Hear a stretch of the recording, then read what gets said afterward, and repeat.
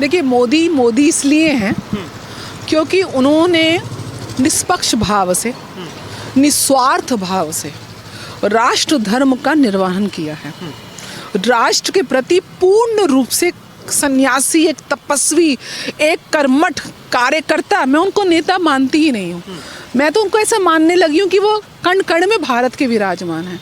क्योंकि अगर आप उनकी यात्रा, जीवन यात्रा देखो, जिस प्रकार से संघ के कार्यकाल में और उसके बाद वो गुजरात के सीएम रहे एक लंबे समय तक और आज देश का नेतृत्व संभाल रहे हैं पिछले 11 वर्ष में, विश्व के अब भी सबसे बड़े जो पॉपुलर लीडरशिप है वो मोदी जी के नेतृत्व में। उसका सबसे बड़ा कारण ये है व्यक्तिगत और स्वार्थ शून्य, मात्र शून्य भी नहीं है, माइनस में है। अपने नाम 1 रुपए की संपत्ति नहीं है। वो उन्होंने परिवार, किसको नहीं चाहिए परिवार, किसको नहीं चाहिए पति बच्चे, किसको घर जाके नहीं चाहिए कि कोई इसका हालचाल पूछे, कोई उसको नौकर नहीं, उसको अपनी माँ या अपनी पत्नी या अपनी बहन या अपनी बेटी अपने हाथ से रोटी दे, कौन नहीं चाहता। लेकिन ये त्याग की भावना उस हद तक उनके अंदर है, उनके व्यक्तित्व के अंदर है कि राष्ट्र ही मेरी माँ, मेरी बहन, मेरी बेटी, सब राष्ट्र है।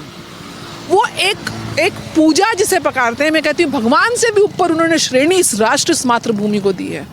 ईश्वर भी मेरे ख्याल से मोदी जी के लिए बाद में आता होगा, लेकिन राष्ट्र सबसे पहले आता होगा।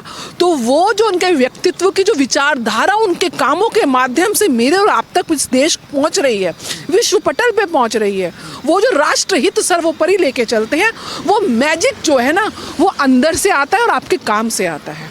तो मोदी को मोदी बनाने वाला, मोदी का वो मन और वो उनकी जो विचारधारा और उनकी डेडिकेशन, उनका त्याग, उनकी तपस्या, उनका ये सन्यासी जीवन, पूरा जीवन जिसने, मुझे लगता है अगर मोदी जी से कोई जाके आप पूछो कि कितने जन्म चाहिए सेवा देने के लिए, तो वो कहेंगे कि मैं जन्मों जन्मों तक इस मातृभूमि की सेवा करना चाहता हूँ। वो व्यक्तित्व उनके ऑरा से, उनके काम से निकल कर आता है, इसलिए मोदी मैजिक चलता है।